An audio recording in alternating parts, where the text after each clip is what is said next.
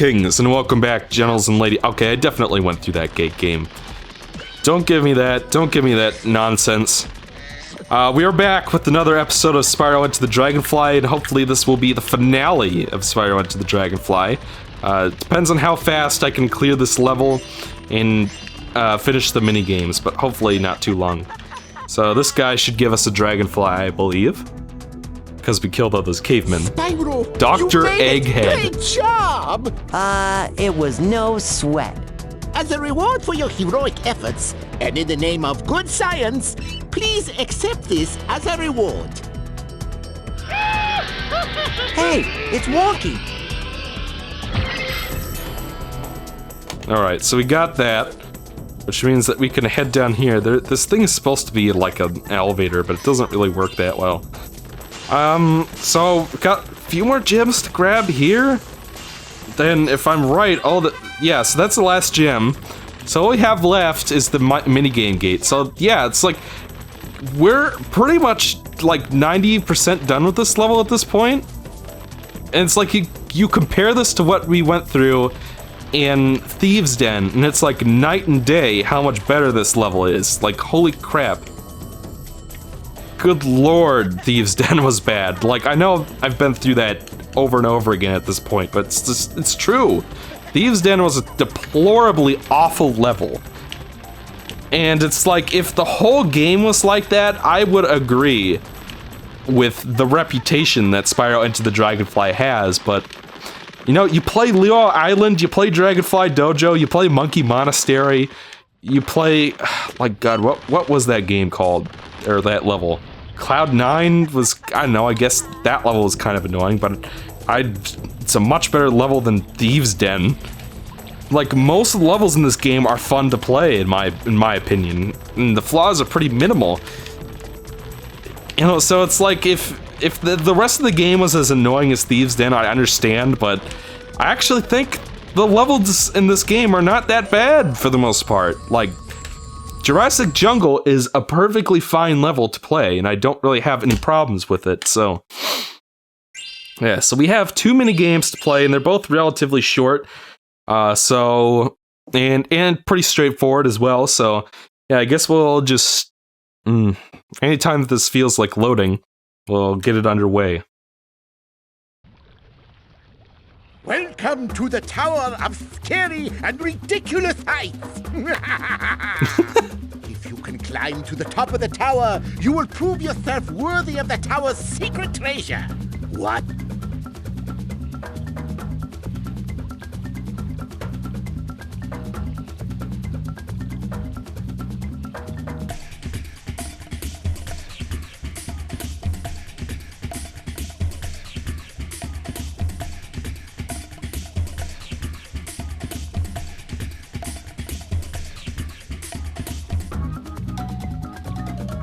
Do you dare climb that Tower of Terror?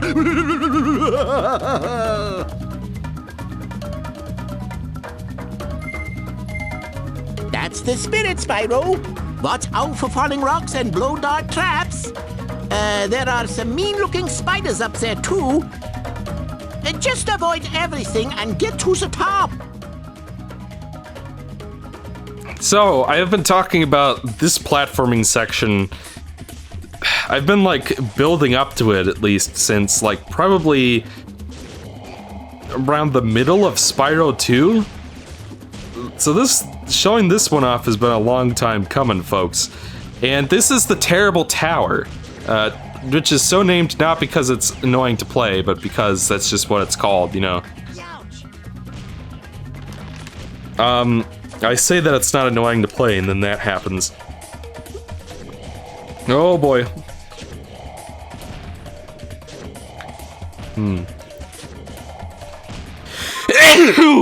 Ooh, boy. My allergies are just going totally nuts lately. And as you can see, this is a ladder climbing section in Spyro Into the Dragonfly, where the goal is simply to climb to the top of the tower without getting killed. Which is more difficult than it seems, because you can get, much like on the final boss, you can get stun locked, but let's not get ahead of ourselves. Oh no, you didn't make it! I mean, that's too bad, Spyro. Would you like to try again? That's the spirit, Spyro. Watch out for falling rocks and blow dart traps. There are some mean-looking spiders up there, too. I bet you guys can never guess what the story twist for this level is. I bet you guys can never guess. But regardless, let's go ahead and climb up this tower here real quick. Can't believe I survived that. So despite appearances, there's only really one way to get up this tower. Like, it looks like there's a bunch of paths that you can take, but realistically, there's really only one right way to do it, and I always kind of forget how to do it. I have vague memories of playing this level as a kid, or, you know, this section as a kid, and getting stuck on it, so it is kind of tricky. Yeah, and once you get hit, you get, like, knocked all the way down, which is never fun. And of course, it's kind of hard to see where you're going, so yeah. But I guess one of my complaints ever since we played Spyro 2 was it always felt like this ladder climbing mechanic was kind of underutilized. Like, at best, it was just kind of a way... It was just kind of a way to block, to gate progression. Like, especially in Spyro 2, where it's just like, you're playing Sunny Beach for the first time, it's just like, oh no, I can't get those gems up there, and I can't go play that mini-game with the turtle soup, because I can't climb the ladder. By the way, nasty glitch in this area. If you try to go directly up that shaft right there, I've had this happen multiple times. You will glitch through the tower and fall into the you'll like clip through the tower and then fall into the lava below. So you need to like go around like I just did. And it looks like there is like another way you can get up through there, but I have no idea how to do it, so yeah. Any day now. That was terrific, Spyro. I've never seen anyone get up here before. Really? Then how did you get up here? Oh, that. Well, there's a hidden elevator that only I know how to find. But anyway, you'll have to keep it a secret. But there's not really any treasure up here. I never actually thought that anyone could get to the top. What? So I did all that for nothing? Well, I guess I should give you something. It's not much, but I found this Dragonfly hiding in my secret elevator. Here, you can have it. So I looked it up, and those mice professors are Tom Kenny, not, I don't have any more dragonflies to give you, but you can try climbing to the top again if you want. You know, just for fun. Okay. This tower has been here for years, and it will be here when you decide to try again. So I gotta give Tom Kenny props on that one, because I never would have guessed that was him. So he's got a little more range than I might have thought. I thought that was Frank Welker. I thought that was Fred from Scooby-Doo, you know, doing that voice. Like, doing kind of an accent, but no, that was Tom Kenny, apparently. So, neat.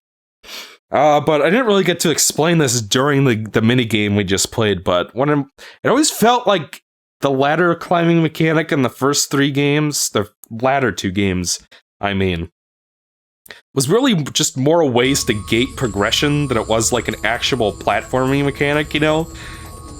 Like, the most that they ever did with it was this ladder climbing section in Magma Cone in Spyro 2, where you had to climb up the volcanoes while dodging the rocks, and like time your jumps and stuff accordingly. So there was that, but other than that, they never really did anything interesting with ladder climbing, which is why I appreciate the fact that Edge of the Dragonfly built that platforming section specifically. Like, I think something like that is a perfect utilization of the ladder climbing mechanic. And I appreciate that, you know, like, they could have just done nothing with that mechanic at all and just basically did what the other 2 games did. But, you know, I do appreciate the fact that they actually tried a little bit, you know what I mean? So, kudos to the Dragonfly in that one.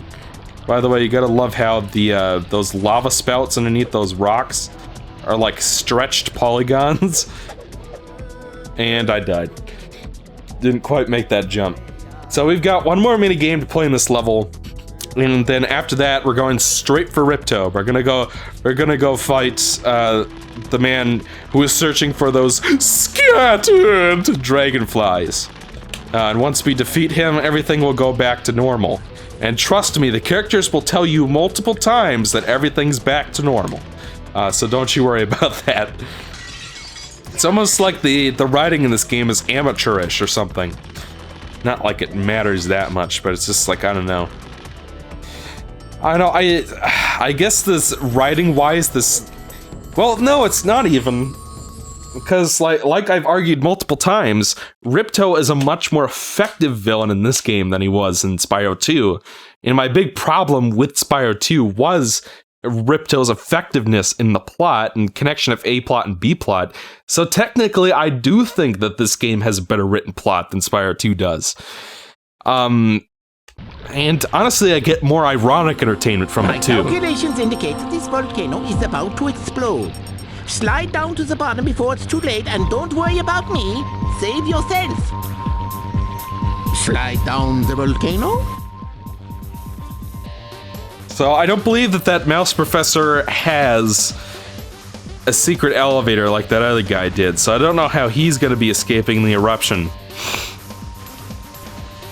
But you can think of this as the third slide minigame in Enter the Dragonfly. Like, first one we played was in Monkey Monastery, then there was the one in Honey Marsh, and then there's this one.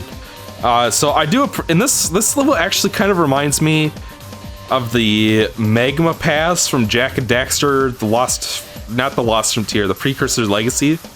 Like, there's like a super hot magma tunnel you have to go through to get to like the final dungeon in the game, and it kind of reminds me of this level just a little bit. Or this level reminds me of that, because I think that game came out like the year before. And like, I guess the biggest thing to watch out for are those boulders, is otherwise, it's just like I can't even get past the damn thing. Because it's like, it makes me stop moving, so I can't like actually avoid it. And contrary to what the mouse professor says, I don't think it's like possible to actually have the eruption catch up to you and kill you.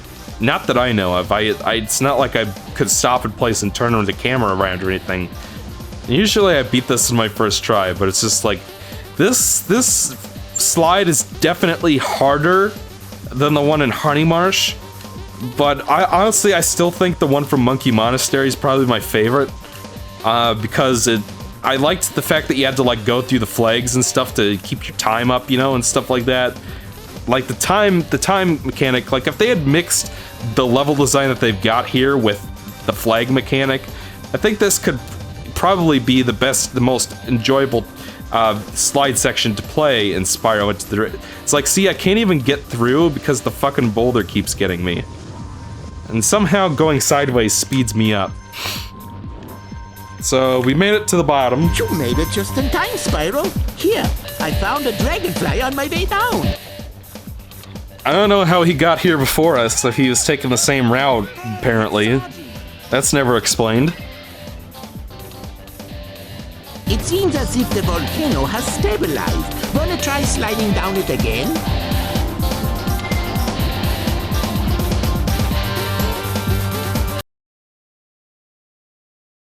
Alright. So, I think that should be it. That should be the last Dragonfly in this level. That's the last gem. We're ready to fight Ripto, folks. We're ready to go fight the Master of Evil, as it were. And just because I feel like it, why don't I show you guys the glitch way to do this? So we'll go ahead and it should be fun. Like, no, never mind. I'll just port back to the Dragon Realms and we'll just go get it right away. Let's see if we can't beat this boss in like the next few minutes here. Yeah, we should be missing one. I'm missing a Dragonfly. So which one could it be? Because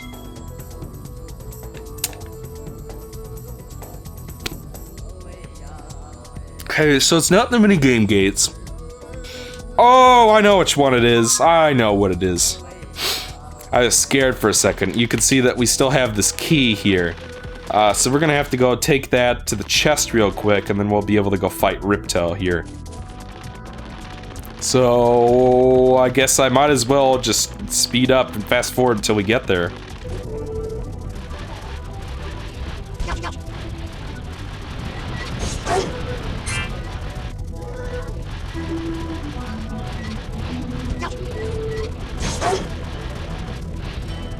Alright, and we're back. So go ahead and put that key in the chest. That should be the last Dragonfly. Lower resolution clip of Spyro saying, "Cool." Hey, it's Jean-Marc.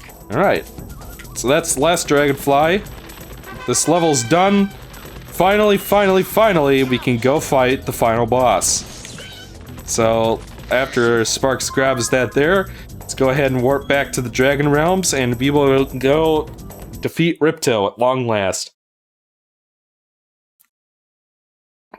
I don't know, to give credit to Spyro 2 a little bit, you know, despite that game not building up Ripto very well, you know, I felt like there was more tension hanging in the air when I had to go fight him in Spyro 2 than I do right now. Because right now, fighting Ripto just feels like just another thing to check off the list, so to speak, rather than like something that, oh, I really feel compelled to go fight you right now. So I don't know, and that's strange because the way that these two games are written, I really should feel more in this game than I do in Spyro 2, but surprisingly, that's not how I'm feeling about it right now.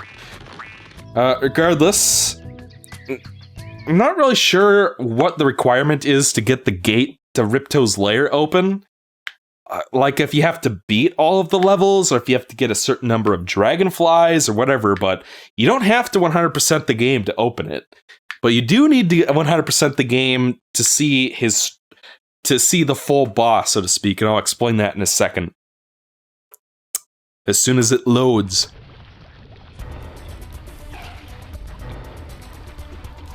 You're back again? How is this possible? I will take care of you permanently. Wait a minute, I said that last time. I wouldn't want to sound like a video game cliche. Let me try that again. This time, I will take care of you once and for all! That writing is so bad. Pocus! Hocus pocus! Alright, so this is what the boss with Ripto looks like. He's gonna run all over this little area right here with these crystal balls used to protect him. And trust me when I say that you want to get right on top of him immediately. If he is able to hit you with even one of those things, he could stun lock you and kill you in 5 seconds, which is one of the reasons why this boss sucks so much. So make sure that you get right on top of him and destroy his defenses right away. Ow! I think they did reuse that from Spyro 2. Hocus pocus! Only Greg Berger could say hocus pocus in such an entertaining way, I must say. By the way, that skybox looks terrible. Hocus pocus! Alright, so now he's got a fire shield. So what we've got to do to take care of that is obviously use our ice breath to quell the flames. And this is honestly easier than the first round because he's so much bigger, and his shield's bigger too, which makes it much easier to catch up with him. So it's like this, the first two phases of this boss can be really irritating if you can't catch up to him right away. And like, look at this, he could stun lock you and kill you so quickly if you're not careful.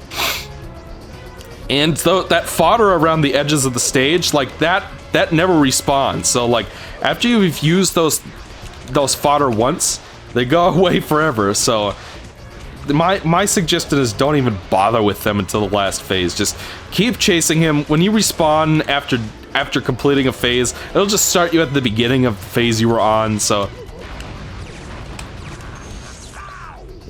yeah, that's 2 phases down. So now we've got the 3rd phase. Hocus pocus! And as far as I know, you will only be able to fight certain phases of Ripto depending on how how high your completion counter is. So I think you need like 80% or something to see the second phase, and you need to have. So you need to like 80% to see the second phase, and you need 100% to see this last phase here. And the only way to see the true ending of the game is if you fight the last phase of Ripto. So yeah. Now this boss is so like the first two phases were bad, but this phase is like the absolute worst of them all, because the timing of Ripto becoming weak to attack is completely randomized. So as you can see, he has like these, he can make like a shockwave, and then he'll start shooting like crystal balls at you that you have to like dodge. And every once in a while, after he does the shockwave attack, his staff will get stuck on the ground, and then you can electricity breath that to damage him. But the problem is that there's like no set pattern on when that will happen. So all you can do is run around this little. All you could do is like run around the stage here and dodge the attacks until this happens, basically. Then you can flame the thing and damage his scepter, which is how you hurt the boss. Now, this would be a perfectly fine design for a boss if it was like you have to go through like 3 cycles of the attack, and then each time you go through a 3rd cycle, his scepter will get stuck. Or maybe you could have like a plethora of other attacks to go through that, you know, and every time you damage the scepter, he throws a new one in. But no, this is the whole boss. You have seen everything that there is to see with this final boss of Ripto here. These are his only attacks. This is, and you have to hit his scepter like 5 times. So this boss can go on for like 20 minutes. And like I said, that fodder will not respawn. So if you run out and you die, you've got to do it all over again, and you have no way to refill your health the second time. So it's, thankfully these attacks are pretty easy to dodge. Like, I got lucky there. Like, the game just decided to give me a hit. Like, wow. Like, my practice playthrough on this boss was like abysmal. Like, it was so bad. It took like 10 cycles of these same 2 bland, easily dodged attacks for him to become weak again. And it was like, Jesus. And like this time, like they just like gave me 3 in a row, so I got lucky. I don't know if there's like a way to cheese it, like if you, like positioning relative to the boss determines whether, you know, his scepter will become vulnerable or whatever, but like this is the final boss of this game. So it somehow manages to be extremely easy and extremely annoying at the same time. That's impressive. By the way, one other thing I do have to know is that this game, the camera suffers from Sonic 06 syndrome, where like realistically the camera should be like locked to the boss so you can always see what he's doing. But no, you have to manually control the camera, which is not very helpful when I'm trying to run away from the boss here. It's like the first 3 Spyro games got that right. If you're fighting Spike in Spike's Arena in Spyro 3, the camera's always focused on him. You're fighting Ripto in Spyro 2, the camera's always focusing on Ripto while you're fighting him. But in this game, I don't know, it feels like that is such a simple thing to get right. You know what I mean? It's like, how do you screw that up? Is it really that hard to link the camera to the character model? You know what I mean? Shouldn't be that difficult. And it's not like this, you know, this other camera angle is advantageous or anything, because I never know where those electricity balls are gonna go. So you hit him 5 times, and then his scepter will explode. And that's it, that's it. We've defeated Ripto, so here's the final cutscene.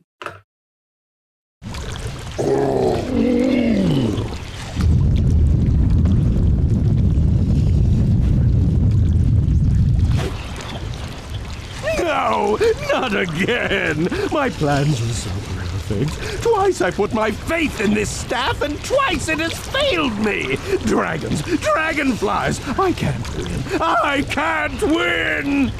Well, that's what you get for playing with your little sticks.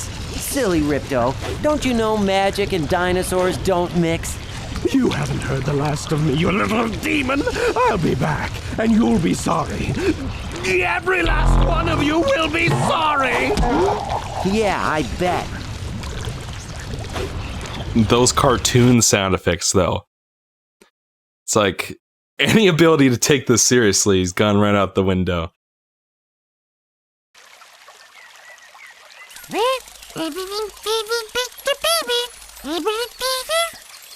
Well, as normal as fairy tales go anyway, pal. I'll tell you what though, guys.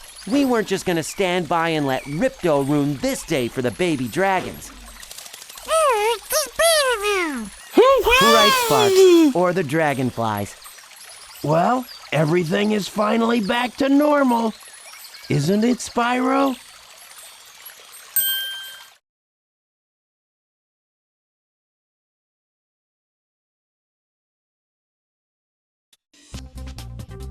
Alright, and... damn, that visual right there. I mean, just look at that. This is your credit sequence for your professional video game that is sold in stores and published by a legitimate, well, Activision sucks, but it's still legitimate video game publisher. And the visual that you want to end your video game on is a picture of a dragonfly sticking its tongue out at me with the pupils in its eyes glitching out. It's like, wow.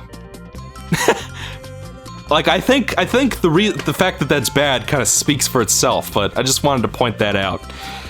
But regardless, that is it. We have finished Spyro Into the Dragonfly on the Nintendo GameCube, so it's time for final thoughts. And at this point, I think you guys already kind of know what I think of this game. But, you know, you guys kind of knew what I thought of the first 3 games when I played them, so might as well wrap things up like I did there. The first 3 games are still great. Even with the criticisms I do have of Spyro 2, that's still a great game. Go play it. It's fun. I would pop it in any day. It's a fun game. And, you know, I don't... because it's like hard to tell just how harsh or how nice to be to this game, because, you know, it's the developers. This isn't a finished game. The developers were browbeaten to push this out the door for the Christmas season, and they did not have time to make the game that they wanted to make. Like, originally, Check 6 thanks Goku and Chi-Chi. Okay, like a little Dragon Ball reference, I guess. Like, originally the plan for this game was they were gonna have Ripto team up with Nasty Nork, and there were gonna be 25 levels as long as the ones that we played, and there were gonna be all sorts of mini games. I'm sure that they probably would have brought back the other playable characters, but you know, they didn't have time to finish the game the way that they wanted to make the game, because Universal jumped down their throat and said, we need to push this out right now. And it's like, you know, on one hand, this game is flawed and glitchy and stuff regardless of the development history, but at the same time, it feels like, how harsh can I really be on something that, you know, the devs have come out and said this is not the game we wanted to make? You know what I mean? I don't know, it is what it is, you know? And, you know, for a game that's incomplete and that does have a handful of glitches, some of which appeared in this playthrough, I don't think that Spyro Into the Dragonfly is really that terrible of a game, honestly. Honestly, I think I would call it a guilty pleasure. You know, it's this game is a little bit too flawed, I'd say, to be technically good. I don't know. It's hard to say. It's like, am I being too nice when I say that, or too mean? You know what I mean? Because honestly, for the most part, except for Thieves' Den, I enjoy pretty much everything in this game. Like, the final boss sucks, but in terms of all the levels, I had fun with the platforming. I had fun with the minigame gates for the most part. I thought that the level design was overall pretty well done. you know, it's still fundamentally the same controls and mechanics. Picking up gems is still fun, except when they fall off ledges in Thieves' Den, but like I said, everything in Thieves' Den is like a flat line. But you know, other than that, it's like I was enjoying myself playing this game. I was having fun. I was having fun playing Spyro Into the Dragonfly. And because of that, I can't bring myself to say that I hate this game or that it's super terrible or anything. You know, obviously, we could have gotten much, much better than we did on this one. Like, we could have gotten that dream game with 25 stages and a big soundtrack and a whole plethora of minigame styles, but, you know, what we got was, for what it is, not that bad. Like, fun levels. Like, it could have used some more bosses, obviously, and, you know, I wouldn't have minded 1 or 2 extra levels. The fact that Crush and Gulp, after that one cutscene with Ripto where they tell him that the dragonflies are scattered, they never show up again, so as far as we know, Ripto, like, fucking killed them in that scene. So that was kind of a waste. Bianca doesn't do anything. It's just, like, there are plenty of, like, little criticisms I can make of it, but most of that stuff, I don't know, I guess, for all the criticism I gave Spyro 2 for its story, I don't know, it just seems harder to care about it in this game. I don't really know how to explain it. It's like, what matters the most, I think, here, because, like, obviously, there are plenty of legitimate criticisms to make of the story. It could have been better. There could have been more characters. There could have been more levels. You know, they could have polished out some of the bugs. But I think fundamentally what makes collectathons, what is most important about a collectathon is the level design and whether or not collecting things in 100%ing the game feels satisfying. And I've 100%ed Enter the Dragonfly multiple times. And you know, the game just seems to get better for me every time I play it. Like, mostly because I know of all the bullshits, like, avoid it easier, but still, there's fun to be had in this game. I feel like this game is kind of underrated, honestly. Maybe less underrated and more overhated is the way to put it. Like, if you take, I love the first 3 games, okay? I understand how if you were used to that quality standard and then you played this, and then you went into the Glitch of Thieves' Den, how you could look at this and say, yo, this series has gone off the rails, it's just jumped the shark, things aren't going to be the same. I could see how you could play this game in that moment and say that, but it's over 20 years, I don't know, I guess it's been like 16 years since this game came out, and, you know, Spyro's coming back with a remake trilogy and stuff. It's like he had plenty of games after this. So all that Enter the Dragonfly is nowadays is less the series manifesto on the 6th generation and more just kind of a curious little entry in this long-running series. And for what it is, I had fun playing it. I had fun playing it in my practice playthrough, and I had fun playing it again on camera for you guys. So yeah, not a fantastic game by any chance. I would definitely much sooner recommend you go play the original trilogy in Season of Flame before you touch Enter the Dragonfly. But for what it's worth, I think this game is a lot more fun than Season of Ice is. Yeah, because Season of Ice is just, it's like if every level was like Thieves' Den, you know what I mean? Actually, a game like that would be worse than Season of Ice, but you know what I mean. All the levels in that game are super tedious to complete, and that's not how I really feel about Into the Dragonfly. For the most part, for all the glitches and for the very average looking graphics for 2002, you know, I really wasn't thinking about that stuff so much because I was having fun playing it, you know what I mean? So those are my 2 cents on Enter the Dragonfly. Thank you all very much for watching this playthrough, and certainly I do want to do Season of Flame next at some point, but for the time being, I think it's time to maybe dial back the Let's Play channel a little bit so I can focus on reviews. So yeah, that's what's going to happen. Thank you so much for watching, and I'll see you guys some other time with some other video. So until then, I'm EXO, and I'll see you guys then.